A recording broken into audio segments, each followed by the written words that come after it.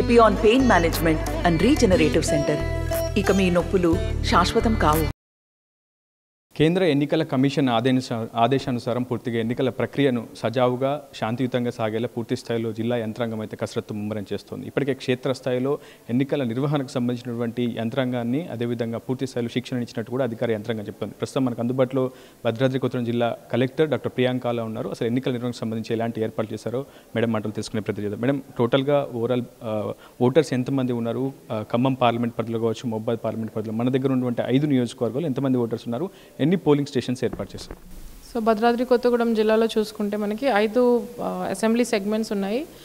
3 ఏమో Mahabubabad and 2 in Khammam PC. So మనకి కంప్లీట్గా మన జిల్లాలో 1105 పోలింగ్ స్టేషన్స్ ఉన్నాయి. సో దీంట్లో 9.88 lakhs ఓటర్స్ ఉన్నారు కంప్లీట్గా. ఈసారి కేంద్ర ఎన్నికల కమిషన్ కూడా 85 ఏళ్ళు పైబడినటువంటి వృద్ధులకు కావచ్చు, అటు దివ్యాంగుల కోసం కూడా ప్రత్యేకంగా ఏర్పాట్లు చేస్తామని గత ఎన్నికలకు సంబంధించి పోలింగ్ శాతాన్ని మరింతగా పెంచేందుకు కసరత్తు చేస్తామని ఎన్నికల కమిషన్ చెప్తుంది. సో 85 ఏళ్ళు పైబడిన వృద్ధులకు, దివ్యాంగుల కోసం ఎలాంటి ఏర్పాట్లు చేస్తున్నారు? సో మన దగ్గర జిల్లాలో చూసుకుంటే అబౌట్ 750 మెంబర్స్ ఉన్నారు who are above 85 years and PWD voters. So వీళ్ళంతా కూడా 750 మెంబర్స్ మనకి హోమ్ ఓటింగ్ ఫెసిలిటీ అనేది ఈసీఐ కల్పించడం జరిగింది. ఆ ఆప్షన్ని వీళ్ళంతా కూడా ఎన్నుకోవడం జరిగింది. సో దీంట్లో భాగంగా ఏంటి అంటే మన టీమ్స్ ఎవరైతే పోలింగ్ పార్టీస్ ఉన్నారో వాళ్ళే ముందరగా 4th to 6th అనేది మేము ఆల్రెడీ డేట్స్ కమ్యూనికేట్ చేయడం జరిగింది. ఆ 3 dates మన teams plus videographer, sector officers along with the political party agents, candidate agents కూడా ఈ రూట్స్లో మనతోటి వచ్చి they can view this home voting అనే ప్రొసీజర్. సో మళ్ళీ వాళ్ళు May 13th రోజు పోలింగ్ స్టేషన్ రాకుండా it is an option given by the Election Commission of India for voters who are above 85 years and PWD voters. గత ఎన్నికలతో పోలింగ్తో పోలిస్తే ఈసారి polling శాతాన్ని పెంచేందుకు కూడా ఇప్పటికే ముమ్మర కసరత్తు చేశారు. సో ఎలాంటి ఏర్పాట్లు చేశారు? ఓటర్కి ఎలాంటి అవగాహన కల్పించారు?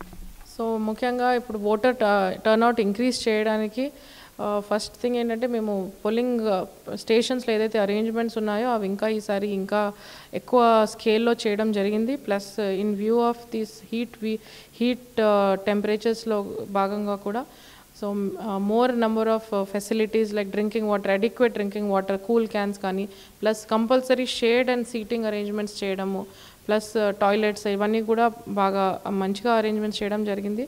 అదే కాకుండా కూడా సో స్వీప్లో భాగంగా కూడా గత 2 to 3 months నుంచి we're doing extensive sweep programs చేస్తున్నాం. Different age groups and different voter groups తోటి ఈ ప్రోగ్రామ్ అనేది కండక్ట్ చేయడం జరిగింది. So awareness programs right from schools కానీ, then junior colleges, degree colleges, engineering కాలేజెస్లో కూడా చేశాము.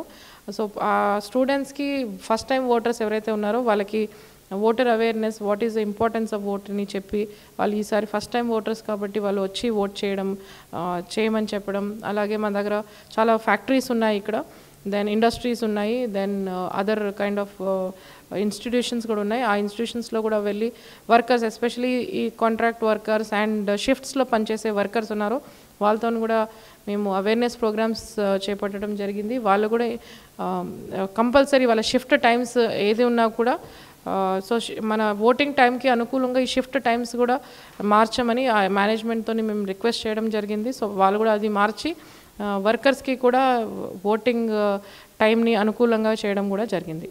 ఎన్నికల సామాగ్రికి సంబంధించి కంట్రోల్ యూనిట్లు కానీ బ్యాలెట్ యూనిట్ల కొరత ఏమైనా ఉందా? ఇప్పటికి ఎన్నికల కమిషన్కి ఏమన్నా మరికొంత సామాగ్రి కావాలని ఏమైనా అభ్యర్థించారు?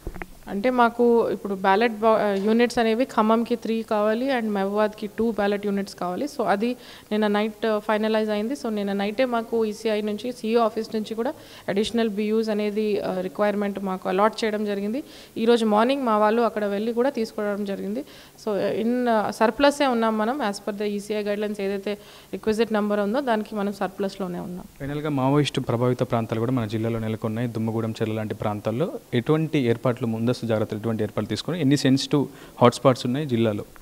సో మనకి జిల్లాలో చూసుకుంటే మనకి క్లోజ్ టు 169 ఇవి క్రిటికల్ పోలింగ్ స్టేషన్స్ అనేవి ఉన్నాయి. And most of them are ఈ మన అయితే ఎల్డబ్ల్యూ ఎఫెక్టెడ్ క్రిటికల్లోనే మేము పెట్టడం కూడా జరిగింది. సో ఈ క్రిటికల్ పోలింగ్ స్టేషన్స్లో ముందుగానే ప్రాపర్ కోఆర్డినేషన్ విత్ ది పోలీస్తో పాటు we have conducted meetings there along with the polling స్టాఫ్కి కూడా, ప్లస్ సఫిషియంట్ డిప్లాయ్మెంట్ కోసం కూడా మేము రాయడం జరిగింది.